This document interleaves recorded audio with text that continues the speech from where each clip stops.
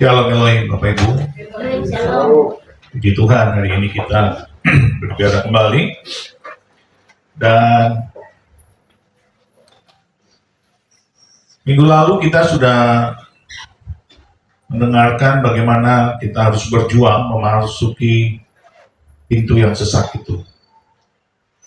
Kita harus berjuang dan kita harus berusaha keras supaya kita masuk ke dalam kehidupan. Dan kehidupan itu adalah kekekalan, ya, hidup kekal di dalam Tuhan. Nah, pertanyaannya sekarang adalah, saya mau tanya secara jujur. Bapak Ibu sekalian ini yakin nggak selamat? Yakin? Yakin masuk surga? Yakin. Sudah jadi berkat belum? Sudah jadi berkat belum? Lah, gimana sih? Selamat yakin, jadi berkat? Gimana? Kan itu dua hal yang sama tuh. Kita diselamatkan dan kita menjadi berkat. Yesus bilang kalau kita disebut murid Tuhan ketika kita berbuah yang lebat. Berbuah yang banyak. Berbuah yang banyak, berbuah yang lebat itu berkat bukan? Berkat. Buat siapa? Buat siapa? Buat orang lain. Jadi pertanyaannya, kita udah jadi berkat belum? Ayo. Jadi begini Bapak Ibu ya, keselamatan itu bukanlah sesuatu hal yang setelah kita terima lalu kita tidak menjadi berkat. Bukan. Saya senang Bapak Ibu yakin bahwa selamat dan pasti masuk surga. Tetapi pertanyaannya kan, kita hidup di dunia ini harus berguna, betul tidak? Harus berguna, seperti saya ini. Walaupun saya udah tua, udah lansia, tapi saya mau berguna. Itulah sebabnya saya banyak melakukan aktivitas pelayanan. Entah pelayanan seperti ini, ya, saya sebagai hamba Tuhan, sebagai gembala. Entah saya sebagai pendoa syafaat di rumah. Saya banyak berdoa buat orang-orang untuk diselamatkan. Saya berdoa untuk mereka-mereka yang butuh keselamatan. Saya berdoa buat Indonesia dari Sabang sampai Merauke. Tetapi saya pun juga harus menilai pelayanan saya itu bermutu atau tidak. Sekarang saya tanya, apakah khotbah saya bermutu nggak? Bermutu nggak? Nggak usah ragu-ragu, bilang enggak gitu. Itu adalah persoalan yang harus saya renungkan setiap hari. Jadi kita semua setelah diselamatkan, kita harus menjadi berkat. Yohanes bilang apa? Pergi dan menghasilkan buah, dan buahmu itu tetap. Engkau akan disebut muridku bila engkau berbuah banyak. Jadi saudara, kita tidak bisa seenaknya mengukur keselamatan itu menurut ukuran kita. Nggak bisa. Kita harus mengukur keselamatan itu sesuai dengan firman Tuhan. Jadi jangan Anda pikir Anda sudah melayani, lalu Anda berpikir Anda sudah jadi berkat. Belum tentu, karena pelayanan pun harus dinilai mutunya. Amin. Doa-doa kita pun harus dinilai mutunya. Gitu loh. Bagaimana cara menilai mutunya? Itu kan bisa kita koreksi diri sendiri. Bisa kita introspeksi diri sendiri. Apapun yang kau kerjakan, engkau harus mengerjakannya untuk Tuhan. Apapun yang kau kerjakan untuk Tuhan. Jadi segala sesuatu itu kita harus berpikir ini untuk Tuhan, untuk kemuliaan nama Tuhan. Walaupun kelihatannya pekerjaan itu sepertinya tidak ada artinya. Ini saya harus ulang-ulang karena saya harus menyampaikannya bertanggung jawab kepada jemaat yang Tuhan berikan kepada saya. Walaupun jumlahnya nggak banyak, saya ingat ketika Daud dipercayakan 2-3 ekor kambing domba, dia setia mengerjakan itu. Dan dia bermutu, dia bertanggung jawab. Contohnya, dia menaklukkan singa dan beruang yang ingin menerkam kambing dombanya yang cuma 2-3 ekor. Dia bertanggung jawab untuk memusnahkan, mematikan, membinasakan beruang dan singa. Saya juga begitu. Saya sedang berjuang kepada Bapak Ibu, saudara sekalian, supaya imanmu tidak pernah gugur, tidak akan gugur. Jadi yang pertama, kita harus introspeksi diri. Setelah kita introspeksi diri, ya, ini saya sebelum masuk dalam firman ya, saya kasih clue-cluenya saja dulu. Setelah kita introspeksi diri, kita lihat apakah kita ini memiliki damai sejahtera atau tidak. Bapak Ibu sekalian, setiap pelayanan kita itu harus kita ukur dengan damai sejahtera Tuhan ada atau tidak di dalam kita. Saudara damai tidak, sejahtera tidak ketika saudara sudah melayani. Kalau saudara tidak damai, saudara tidak sejahtera, berarti ada sesuatu yang salah dalam pelayananmu. Ada sesuatu yang salah dalam pemberkatanmu kepada sesama, kepada orang lain. Itulah tolak ukurnya. Setelah kau mengkoreksi dirimu dan kau menemukan kesalahan-kesalahan, lalu kau bertobat dan kau berbalik daripadanya dan kembali ke jalan yang benar, lalu temukan bahwa ada damai sejahtera nggak di dalam diri kita. Kalau tidak ada, berarti kau ada sesuatu yang salah. Itu saja cara mengukurnya. Karena Roh Kudus ada di dalam diri kita. Dialah yang akan memberikan damai sejahtera kepada kita. Karena Yesus berkata, damai sejahtera kuberikan kepadamu. Itu tidak sama dengan damai sejahtera dari dunia. Dan damai sejahtera Tuhan itu pasti murni, pasti kudus, pasti benar. Gitu. Saya harus mengatakan ini ya. Jadi jangan bangga bahwa Bapak Ibu masuk surga, iya. Tapi kalau kita tidak jadi berkat, buat apa? Gitu. Setiap tindakan kita, setiap pikiran kita, setiap perkataan kita, itu hendaklah kita lakukan seolah-olah untuk Tuhan. Gitu. Jadi tidak bisa kita pisahkan. Hari ini, hari Minggu kita beribadah, kita menguduskan diri, dan kita sepertinya kudus, tetapi hari Senin, Selasa, Rabu, Kamis, Jumat, Sabtu, kita bebas seenaknya. Nggak bisa.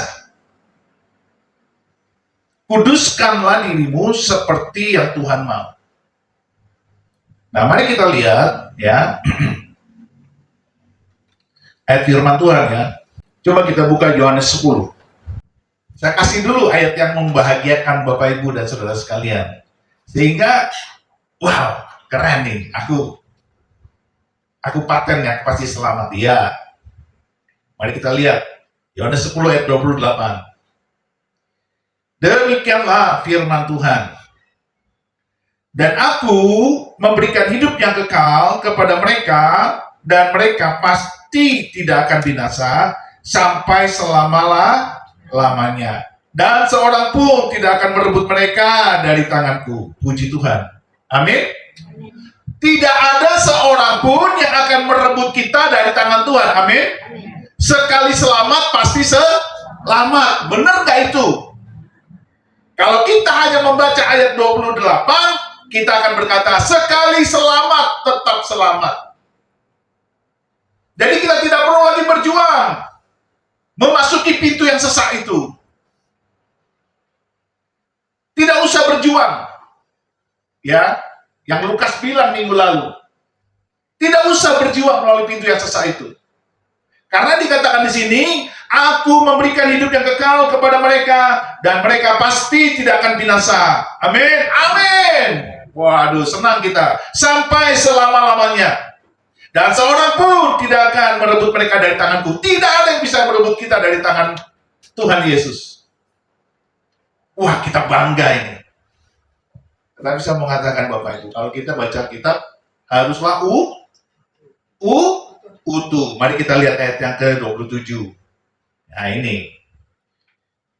Domba-dombaku mendengarkan suaraku dan aku mengenal mereka dan mereka mengikut aku. Jadi Bapak Ibu sekalian, kalau kita disebut domba, maka saudara dan saya, kita semua itu harus mendengar suara Tuhan. Artinya dengar-dengaran akan firman. Artinya saudara dan saya harus mengikuti firman. Nah, itu intinya. Jadi bukan sekali selamat tetap selamat, tidak. Kalau saudara dan saya tidak mendengar firman Tuhan, kalau hari ini Tuhan berkata, kuduskanlah dirimu, dan engkau tidak menguduskan dirimu, engkau tidak pernah bisa dibilang sebagai domba-domba Tuhan. Karena domba-dombaku, kata Tuhan, mendengar suaraku. Saudara tahu?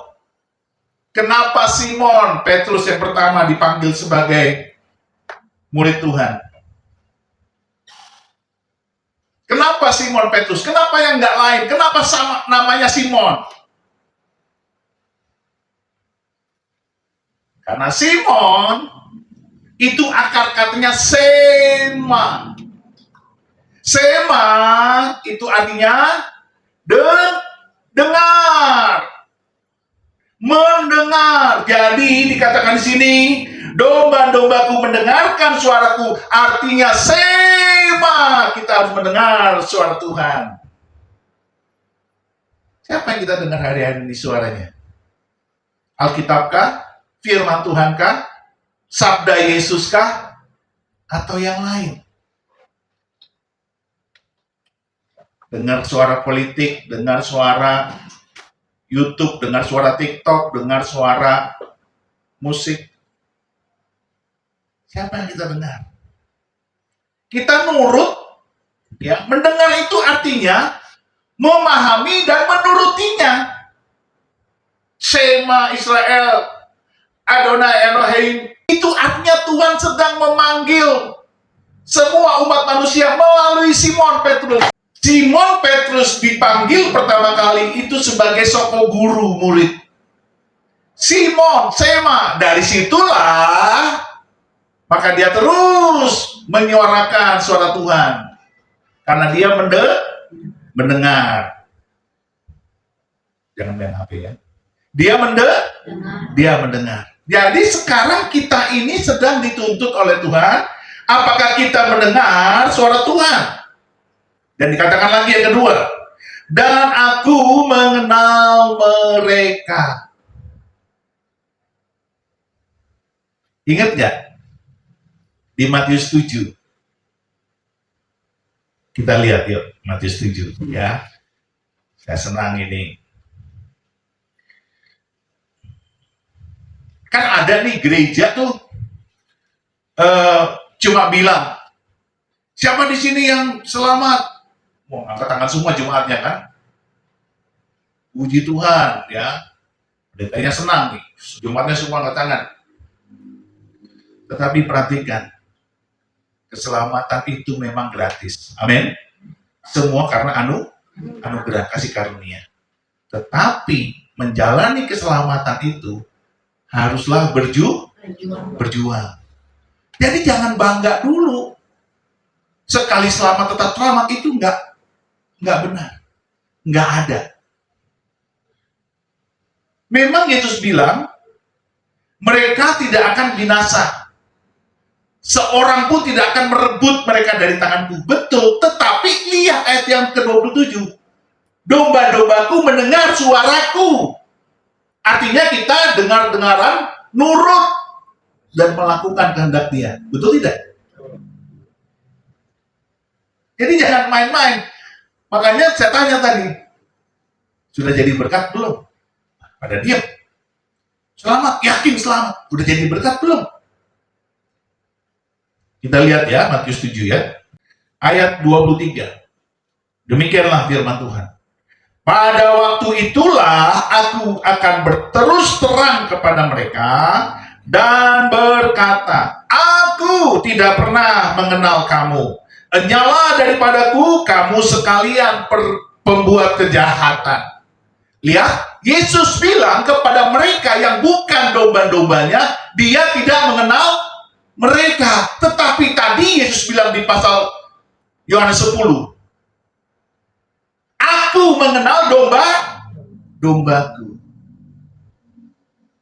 Jadi siapa yang dikenal oleh Tuhan Yesus? Mereka yang mendengar suara Tuhan, yang mendengar firman Tuhan, dan yang melakukan. Kenapa Simon Petrus, nama Simon dulu yang dipanggil Tuhan? Kenapa bukan Filipus? Kenapa bukan Andreas? Kenapa bukan Yakobus? Kenapa bukan Yohanes? Padahal murid yang paling disayang oleh Yesus adalah Yohanes. Karena Simon itu adalah mendengar. Itu yang paling penting bagi setiap murid Tuhan. Buat kita semua, yang paling diinginkan oleh Tuhan adalah mendengarkan firman Tuhan, sabda Tuhan. Jadi kalau Bapak, Ibu, Saudara sekalian rajin merenungkan firman Tuhan dan melakukannya, Anda masuk kategori domba-dombaku mendengarkan suaraku. Amin. Ini penting. Jadi bukan hanya sekedar Kristen, no. Enggak bisa. Saya sekarang bahagia. Walaupun mungkin doa saya itu, mohon maaf ya, kecil. Sudah saya sampaikan kan dalam setiap pertemuan doa kita hari Sabtu. Yuk kita doakan mancanegara. Sekarang kita lihat apinya. Inggris mulai bangkit. Pertobatan. Belanda mulai bangkit. Denmark mulai bangkit. Eropa yang ateis dan antikris mulai terjadi api Tuhan.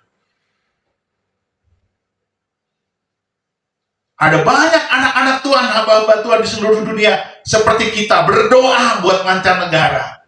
Berdoa buat Indonesia. Dan api itu sekarang nyala. Kita lihat sekarang di London kayak apa? Mereka long march melakukan klaim Inggris untuk Yesus. Saudara mengerti betul saya? Anda jangan main-main dengan iman Anda.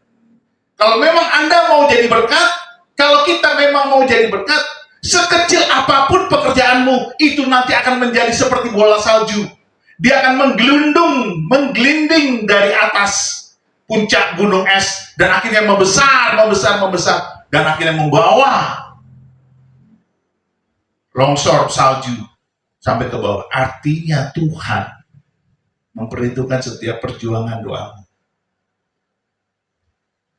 Bagaimana saya ingat saya gelap-gelap itu berdoa menangis buat Arab, buat Jazirah Arab, buat Ukraina, buat Rusia, Tiongkok, buat Inggris, Eropa, Belanda. Walaupun pada saat itu kalau saya mengingat yang namanya Eropa, rasanya tuh nggak mungkin terjadi pertobatan. Karena udah begitu bejat dosa mereka. Saya berdoa, Tuhan jamah. Amerika Selatan, Australia, Selandia Baru, Vanuatu, Fiji, Salomon. Apalagi Indonesia, selalu saya sebut dari Sabah sampai Merauke, dari Kepulauan Niangga sampai Pulau Rote. Saya sebut, bahkan suku-sukunya pun saya sebut, suku Aceh, suku Batak, suku Nias, suku Mentawai, suku Minang, suku Lampung, Bengkulu, Baduy, Ban, sebut semuanya. Sekarang saudara lihat, kegerakan roh Allah sedang terjadi di muka bumi. Nah, itu saya melihat diri saya, ternyata doa-doa kami itu didengar Tuhan. Tetapi di sini Tuhan bilang, pada waktu itulah aku akan berterus terang kepada mereka dan berkata, aku tidak pernah mengenal kamu. Enyalah daripadaku, kamu sekalian membuat kejahatan. Siapa yang membuat kejahatan? Mereka yang tidak mendengar suara Tuhan, mereka yang tidak mau melakukan firman Tuhan, mereka yang tidak mau menjadi domba. Mereka hanya mau selamat, tetapi mereka tidak mau jadi berkat. Mereka hanya mau selamat, tapi mereka tidak mau menjadi berbuah lebat. Orang-orang yang memikirkan dirinya sendiri, sudah menerima anugerah, kasih karunia, sudah menerima limpah rahmat Tuhan, tetapi tidak mau bertanggung jawab mengerjakan keselamatan itu dengan takut dan gentar. Nah, ini saya sampaikan sekali lagi. Nah, mari kita lihat kembali ke Yohanes 10 tadi, ya. Domba-dombaku mendengarkan suaraku, dan aku mengenal mereka, dan mereka mengikut aku. Dan aku akan memberikan hidup yang kekal kepada mereka, dan mereka pasti tidak akan binasa sampai selama-lamanya, dan seorang pun tidak akan merebut mereka dari tanganku. Bapakku yang memberikan mereka kepadaku lebih besar daripada siapapun, dan seorang pun tidak dapat merebut mereka dari tangan Bapa. Tidak ada satupun yang bisa merebut kita dari tangan Bapa, asal kita adalah domba Tuhan. Domba adalah mereka yang mendengarkan suara Tuhan, dan Tuhan mengenal kita. Ini penting. Jangan sampai seperti tadi Matius 7. Aku tidak mengenal engkau. Siapa engkau? Pembuat kejahatan. Nah, kenapa kita berbuat kejahatan? Karena kita tidak mendengar suara Tuhan. Karena kita tidak melakukan firman Tuhan. Ayo, jangan bermain-main dengan keselamatanmu. Betul kamu sudah diselamatkan, tetapi kamu harus jadi berkat. Ketika Tuhan bilang jadilah terang, jadilah garam, itu harus jadi berkat. Gitu. Nah, ini. Kita lihat lagi ya. Di Lukas ya. Yuk kita lihat di Lukas. Kitab Lukas. Lukas 12 ya. Ini ayat yang ke-48. Demikianlah firman Tuhan. Tetapi barang siapa tidak tahu akan kehendak Tuannya dan melakukan apa yang harus mendatangkan pukulan, ia akan menerima sedikit pukulan. Setiap orang yang kepadanya banyak diberi, daripadanya akan banyak dituntut. Dan kepada siapa yang banyak dipercayakan, daripadanya akan lebih banyak lagi dituntut. Artinya apa? Kalau kita sudah diberi pengetahuan, sudah diberi pelajaran, sudah diajar, sudah dididik, kita tahu mana yang baik, mana yang benar. Tetapi kita tidak melakukannya, maka kata Tuhan, daripadanya akan banyak dituntut. Engkau dan saya sudah sering mendengar Tuhan, mendengar firman-Nya. Saban minggu engkau ke gereja, saban minggu engkau melayani, pasti mendengar firman Tuhan. Lalu engkau tidak melakukannya. Kenapa hidupmu stuck? Karena engkau tahu firman Tuhan, tapi engkau tidak melakukannya. Beberapa minggu yang lalu saya berkata apa? Kenapa doa kita nggak dijawab Tuhan? Karena ternyata hubungan kita dengan Tuhan itu nggak mesra. Hubungan kita dengan Tuhan itu tidak rasa hormat, tidak ada respect. Tidak kita alami sebuah penghormatan yang takzim yang begitu dalam dengan Tuhan. Kenapa bisa begitu, Pak? Lah kan karena engkau selalu dalam anugerah. Orang yang selalu dalam kasih karunia, yang selalu dalam anugerah, itu artinya engkau mulai akan meremehkan kasih karunia itu. Mulai merendahkan arti sebuah limpah rahmat itu. Dan itu yang terjadi. Keselamatan itu sebuah anugerah. Amin. Tapi karena engkau menganggap enteng keselamatan itu, menganggap rendah anugerah itu, menganggap murah kasih karunia Allah itu, maka kita hubungannya dengan Tuhan tuh gak ada respect. Tidak menghargai kasih karunia itu. Makanya kita tidak mau berbuah, kita tidak mau jadi berkat, kita tidak mau bertumbuh. Pesan Tuhan beberapa minggu yang lalu kepada saya, Saya akan bertanya sama Tuhan, Tuhan kenapa saya diberi jemaat sedikit, sementara yang lain yang saya lihat tidak terlalu serius hamba Tuhannya, jemaatnya banyak. Tuhan bilang apa? Mau banyak, mau sedikit itu nggak penting. Yang penting aku melihat kualitas. Di situ saya celik, oh jadi Tuhan ingin saya harus mendidik jemaat ini, harus dewasa, harus bermutu. Jadi saya tidak mau asal menjadi gembala, tidak mau asal menjadi pengkhotbah, tidak mau asal menjadi seorang guru pengajar. Saya mau apa yang diajarkan itu harus membuat kita bertumbuh dewasa.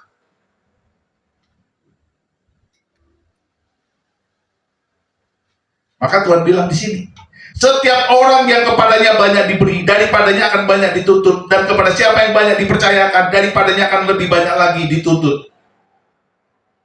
Sekarang saya sudah dipercayakan nih sebagai gembala, akan banyak saya dituntut, makanya saya akan semakin meningkatkan mutu kualitas saya sebagai seorang anak Tuhan, sebagai seorang tebusan Allah. Anda yang sudah melayani apalagi? Semakin banyak Anda dituntut. Jadi jangan diginikan ya, jangan diasalkan gitu. Asal melayani, asal khotbah, asal menyembah, asal nggak bisa, asal-asalan. Sudah jadi pendeta, wah pasti masuk surga. Belum tentu. Karena kepada mereka yang banyak diberi akan banyak dituntut. Lalu Anda akan ngeles. Kalau gitu kita tidak usah diberilah. Tidak usah diberi tanggung jawab, tidak usah diberi firman Tuhan, tidak usah dengar-dengaran. Oh, nggak bisa. Justru Anda harus terus bertumbuh. Karena Tuhan bilang, engkau yang disebut muridku adalah engkau yang berbuah banyak. Jadi ini nggak bisa kita mau ngeles gitu loh. Ya kita nggak mau dengar firman Tuhan lah, karena nanti kalau terlalu banyak tahu, nggak melakukannya nanti banyak dituntut. Nggak bisa. Tetap harus kau kerjakan. Karena itu sebuah konsekuensi dari seorang yang ditebus, dan dia dengan keselamatannya harus bertanggung jawab. Jadi sesungguhnya, Bapak Ibu, tidak ada loh orang Kristen yang tidak bertumbuh. Ini sebenarnya yang Tuhan mau. Firman ini. Nggak ada anak Tuhan yang tidak bertumbuh. Nggak ada anak Tuhan yang tidak melayani. Tidak ada anak Tuhan yang tidak berkualitas. Tidak ada anak Tuhan yang tidak kudus. Tidak ada anak Tuhan yang tidak berbuah lebat. Tidak ada. Jadi jangan dibalik. Oh sebagai pendeta pasti kudus. Belum tentu. Oh sebagai worship leader pasti kudus. Belum tentu. Oh sebagai imam musik pasti kudus. Belum tentu. Jadi kita harus mengerti ini, ya. Jadi sama saja, baik jemaat biasa maupun yang melayani itu sama-sama ditampis, bersama-sama dituntut. Saya senang apa yang dikatakan oleh Rasul Paulus. Yuk kita buka di 1 Korintus ya, 1 Korintus 9 ayat 23 sampai dengan 27, ya. Demikianlah firman Tuhan, segala sesuatu aku lakukan karena Injil, supaya aku mendapat bagian dalamnya. Tidak tahukah kamu bahwa dalam gelanggang pertandingan, semua peserta turut berlari, tetapi bahwa hanya satu orang saja yang mendapat hadiah? Karena itu larilah begitu rupa sehingga kamu memperolehnya. Tiap-tiap orang yang turut mengambil bagian dalam pertandingan menguasai dirinya dalam segala hal. Mereka berbuat demikian untuk memperoleh suatu mahkota yang fana, tetapi kita untuk memperoleh suatu mahkota yang abadi. Sebab itu aku tidak berlari tanpa tujuan, dan aku bukan petinju yang sembarangan saja memukul. Tetapi aku melatih tubuhku dan menguasainya seluruhnya, supaya sesudah memberitakan Injil kepada orang lain, jangan aku sendiri ditolak. Garis bawahi kata memberitakan Injil, kita ganti dengan melayani. Sama nggak? Supaya sesudah aku melayani kepada orang lain, jangan aku sendiri ditolak. Hati-hati.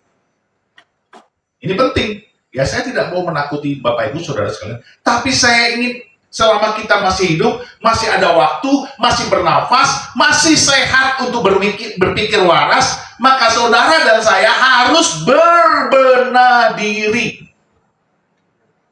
Amin. Iya.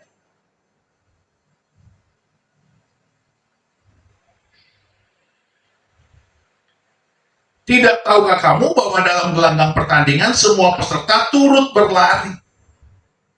Jadi nggak mungkin ada yang nggak lari.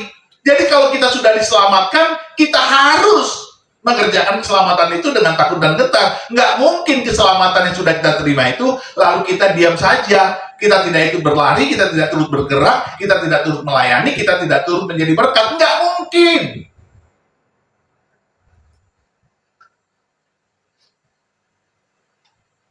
Jadi nanti kalau di surga, ya jangan heran.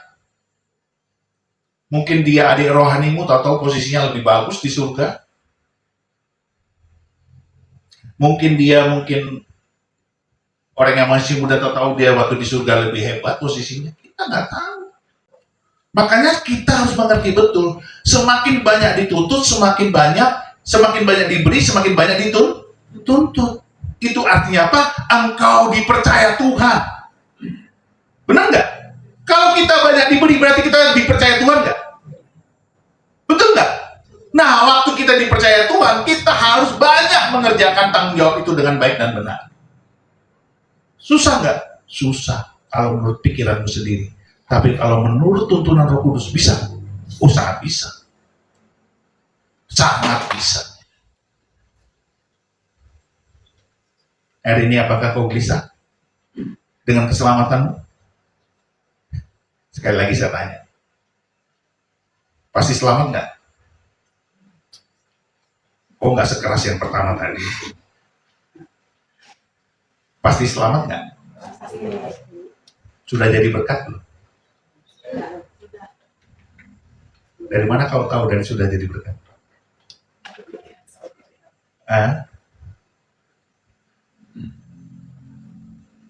Apa yang sudah kau lakukan sudah jadi berkat? Melayani kayak begini juga orang lain bisa.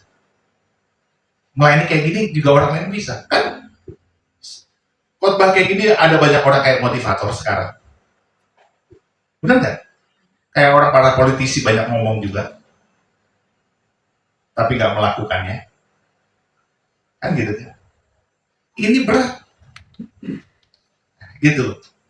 Saya lebih senang orang yang diam-diam tapi melakukan banyak hal. Contoh kayak tadi, ibu rumah tangga, para lansia, banyak berdoa.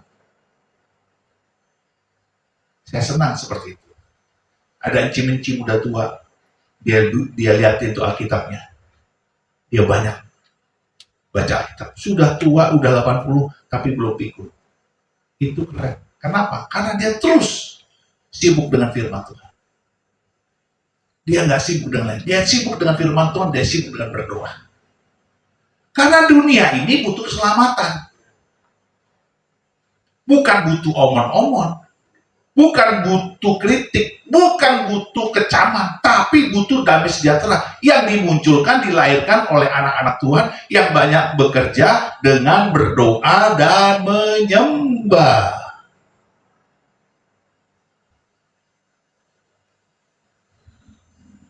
Tiap-tiap orang yang turut mengambil bagian dalam pertandingan menguasai dirinya dalam segala hal.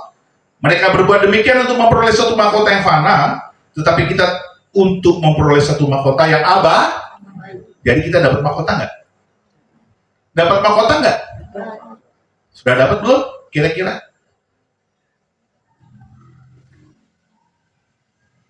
Karena Bapak Ibu dan teman-teman semua rendah hati, bilangnya belum.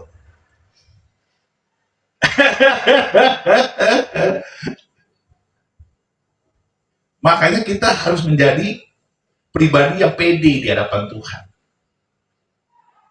Hidup benar, hidup kudus. Itu penting. Sebab itu aku tidak berlari tanpa tujuan, dan aku bukan petinju sembarangan saja memukul. Berlari tanpa tuh. Jadi keselamatan itu harus ada tujuan yang kau capai. Nggak mungkin kita selamat asal selamat lalu kita tidak melakukan apapun. Nggak mungkin. Harus ada yang kau kerjakan, kau lakukan supaya orang-orang lain terberkat. Karena demikianlah kita ada di muka bumi, supaya kita menjadi supaya menjadi berkat itu adalah menjadi terang dan menjadi itu kata Tuhan. Engkau adalah terang. Engkau adalah terang dunia, karena telah kuberikan kepadamu terangku, karena akulah terang dunia, kata Yesus.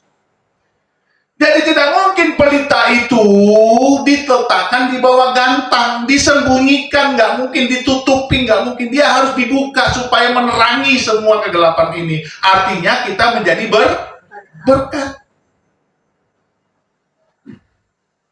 Jadi nggak sembarangan kita ini buang-buang waktu, buang-buang energi. Nggak mungkin itu terberkati kalau kita sembarangan melakukannya. Alkitab berkata, tetapi aku melatih tubuhku dan menguasainya seluruhnya. Ini tadi cerita Ibu Yulia. Banyak sekali Pak tantangannya. Banyak sekali. Kata Tuhan, tetapi aku melatih tubuhku dan menguasai seluruhnya. Jadi kita harus melatih tubuh kita supaya karakter Kristus itu muncul. Jadi percayalah, semua di dunia ini orang-orang yang sudah bertobat lahir baru. Bukan Kristen ya, bertobat lahir baru, karena banyak Kristen tidak bertobat lahir baru. Semua yang sudah bertobat lahir baru pasti tidak sama dengan dunia ini. Musiknya beda, perkataannya beda, pemikirannya beda, waktu-waktu yang dia kerjakan beda dengan dunia ini. Kalau ada orang mengaku Kristen, tapi dia sama dengan dunia ini, saya bisa pastikan dia pasti belum lahir baru. Dia pasti belum sungguh-sungguh bertobat. Kalau musiknya sama dengan dunia ini, perkataannya sama dengan dunia ini, apa yang dunia kerjakan, dia kerjakan juga. Itu berarti dia bukan anak Tuhan. Dia hanya Kristen, tetapi tanpa pertobatan dan lahir baru. Nah inilah yang saya katakan. Keselamatan itu gratis, tetapi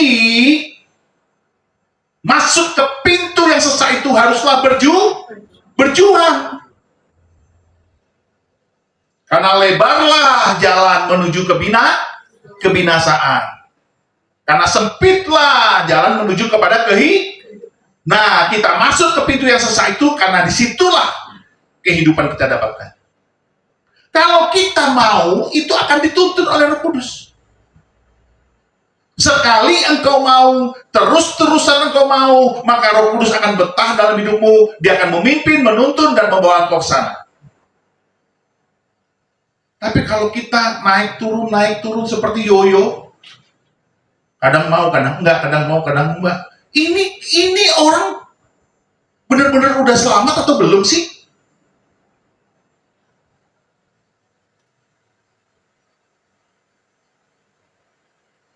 Seorang pendeta, ya, dari Korea, sangat diberkati Tuhan waktu di bumi. Gerejanya sangat besar. Sangat diberkati secara materi. Gerejanya sangat besar. Dia sudah membaptis ribuan orang. Dia sudah memisuda ratusan pendeta. Dia punya sekolah teologi. Dia sudah begitu diberkati Tuhan secara materi, secara jiwani, secara jasmani. Tapi ketika dia mati suri, dan dia dibawa ke surga, dia nggak bisa masuk into surga. Ketika dia mati suri, di sekelilingnya sudah berdua istrinya dan anak-anaknya, juga para penatuannya.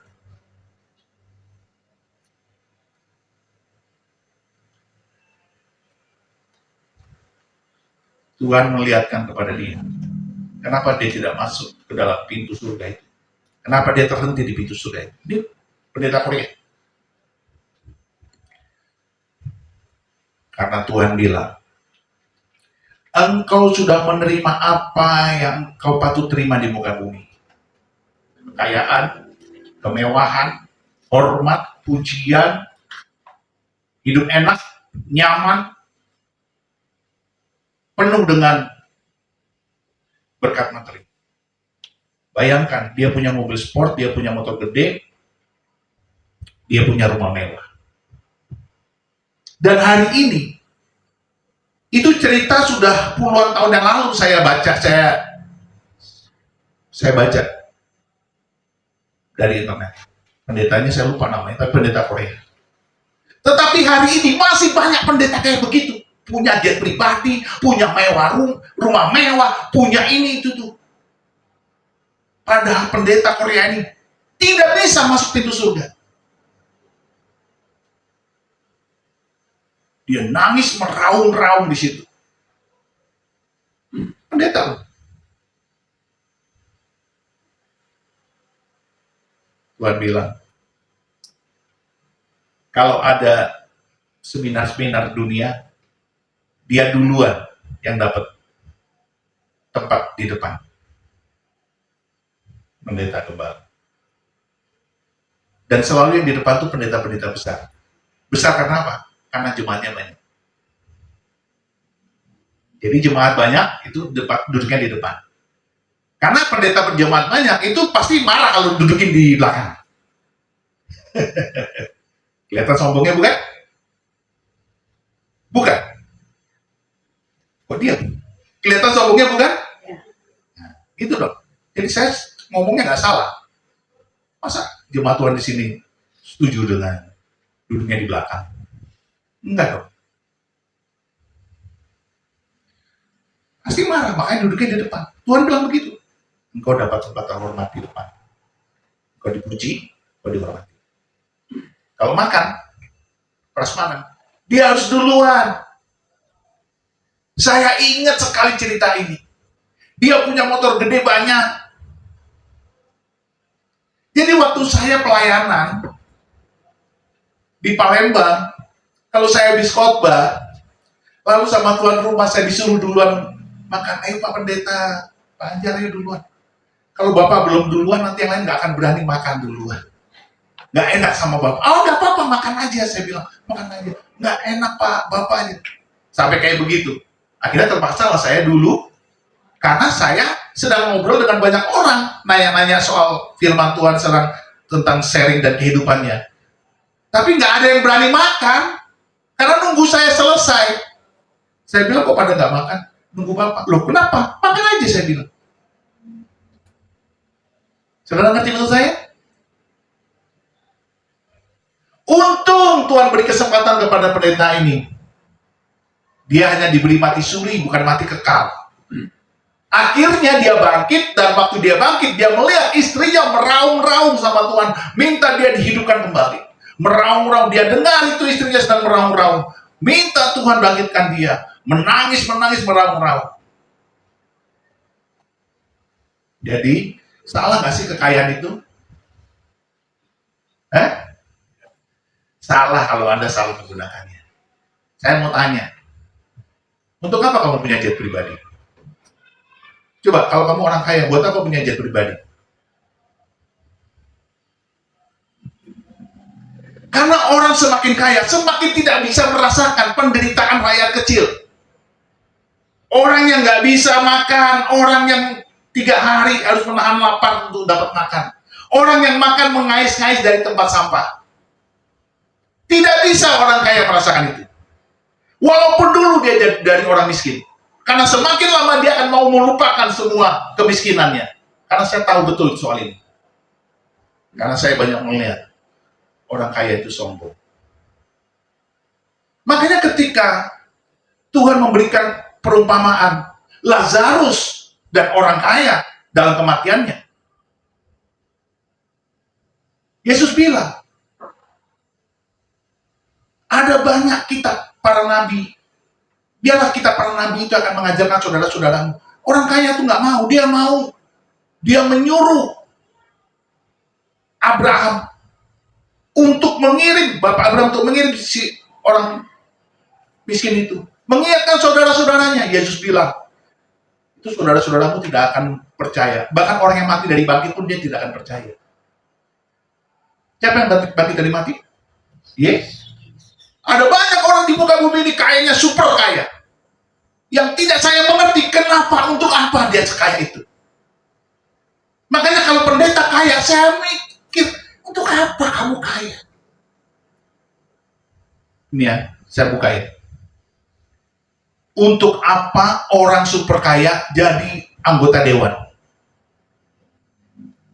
Nggak ada gunanya, karena dia tidak akan pernah bisa merasakan penderitaan rakyat kecil.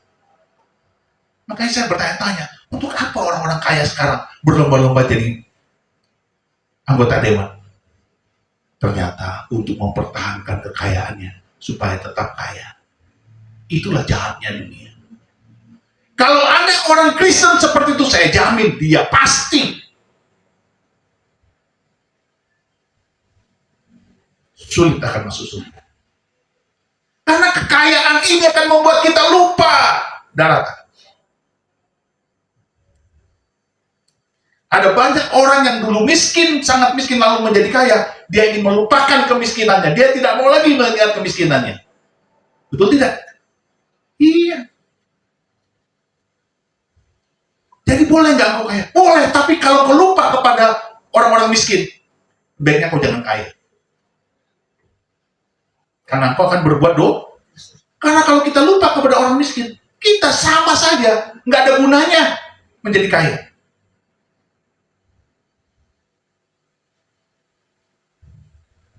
Saya senang dengan pendeta yang menulis bukunya Purpose Driven Life itu.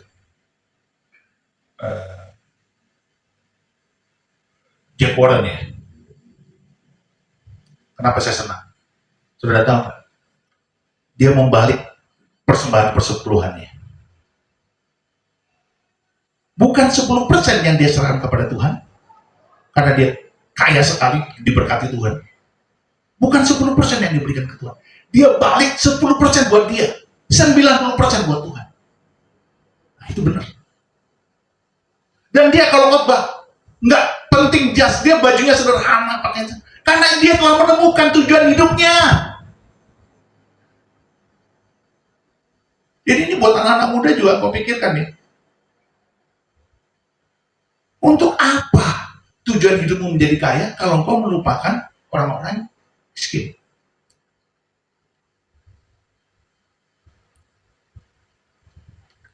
Hanya Tuhan bilang, tidak tahukah kamu bahwa dalam gelanggang pertandingan semua peserta terus berlari, tetapi bahwa hanya satu orang saja yang mendapat hadiah? Karena itu larilah begitu rupa hingga kamu memperolehnya. Larilah begitu rupa maksudnya bekerjalah dengan penuh tanggung jawab sedemikian rupa. Amin. Jadi kalau jadi anak Tuhan tuh jangan ngejar keselamatan, ngejar kau menjadi berkat. Kalau cuma selamat doang, untuk apa kamu hidup? Harus menjadi berkat. Domba-dombaku mengenal suaraku dan aku mengenal mereka, kata Tuhan. Jadi mulai hari ini bertobat kita semua, supaya kita jangan main-main dengan kekekalan yang sudah kita terima di dalam nama Yesus, supaya kita bertanggung jawab. Mari kita bangkit berdiri. Yesus, Yesus, Kau berarti bagiku. Yesus, Yesus, Kau segalanya bagiku. Mari kita merenungkan masing-masing diri kita. Minta sama Tuhan, ada Roh Kudus di sini, supaya Dia selalu mendeteksi apa yang salah dalam diri kita. Dan kita minta, Tuhan, singkapkan yang tersembunyi dalam diriku. Buat aku rendah hati, buat aku rendah hati, buat aku rendah hati. Tolong aku Tuhan, selamatkan supaya aku tidak sombong, selamatkan supaya aku tidak arogan, selamatkan supaya aku tidak lupa diri. Syada karena kamu disyirik.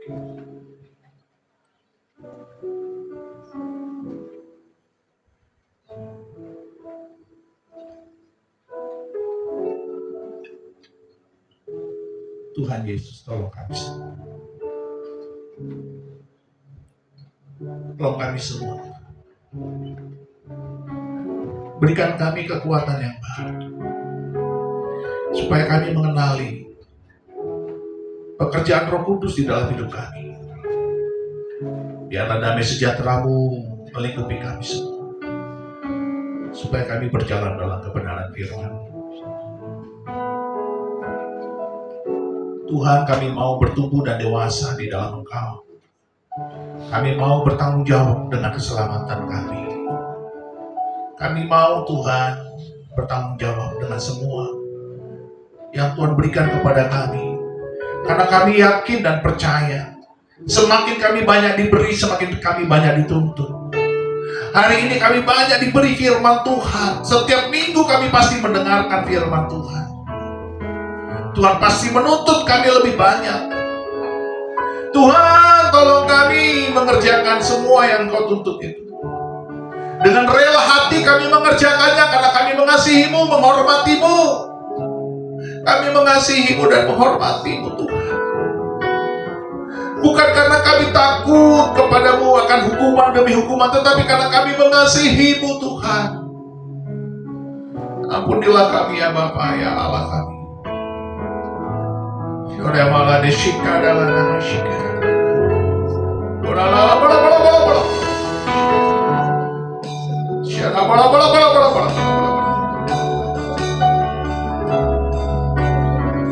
Yesus Tuhan, Yesus Tuhan,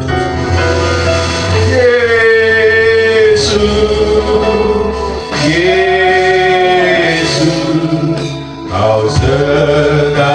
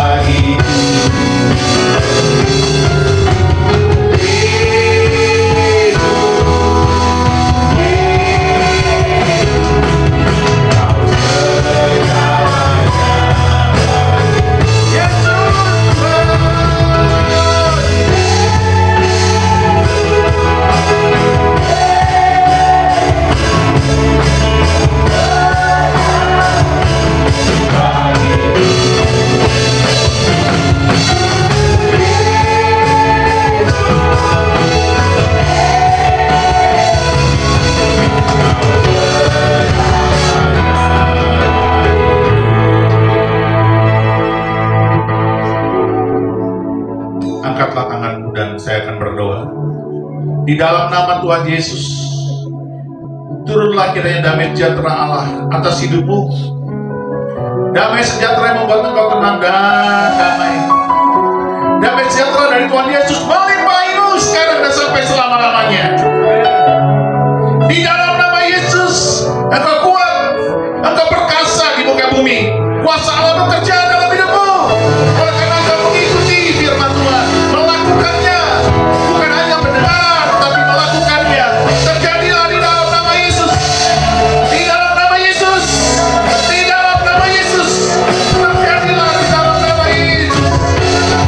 Dalam nama Yesus. Dalam nama Yesus. Dalam nama Yesus. Yes. Tuhan akan menguasai dan mengalahkan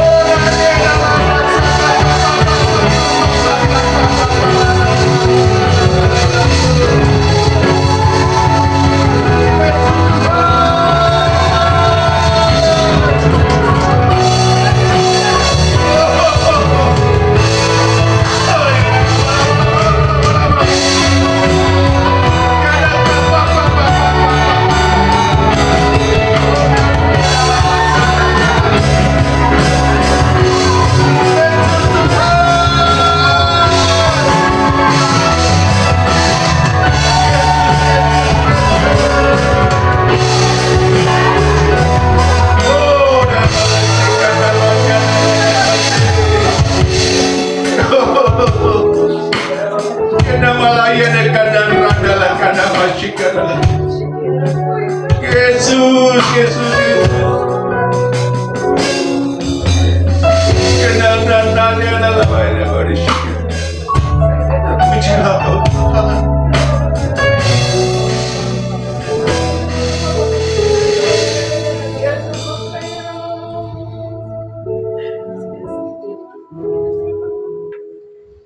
Di dalam nama Yesus, biarlah damai sejahtera Tuhan turun atas kami semua di tempat ini. Dalam nama Yesus, dalam nama Yesus.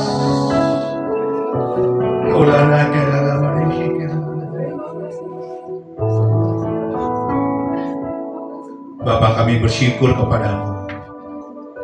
Semuanya ini Kau ajarkan kepada kami, Kau tampakkan kepada kami, supaya kami bertobat dan sungguh-sungguh lahir baru. Supaya kami bukan saja selamat, tapi mengakukannya segalanya dengan baik dan benar. Menjadi berkat besar bagi banyak orang. Menjadi terang dan garam di muka bumi. Tuhan, tolong kami semua. Roh Kudus, tolong kami semua. Supaya kami mampu menjadi terang dan garam di muka bumi. Dan buah kami itu lebat di dalam nama Tuhan Yesus. Di dalam nama Yesus, kami melakukan segalanya dengan benar, dengan penuh tanggung jawab, dengan dengar-dengar akan firman Tuhan. Kami melakukannya di dalam nama Yesus. Di dalam nama Yesus kita yang percaya berkata, Amin. Haleluya. Terpujilah nama Tuhan. Amin, amin, amin. Haleluya, haleluya. Terpujilah nama Yesus. Kekal untuk selama-lamanya. Di dalam nama-Mu yang kudus ya Yesus Kristus kami bersyukur. Haleluya. Amin, amin, amin. Akan duduk saudara.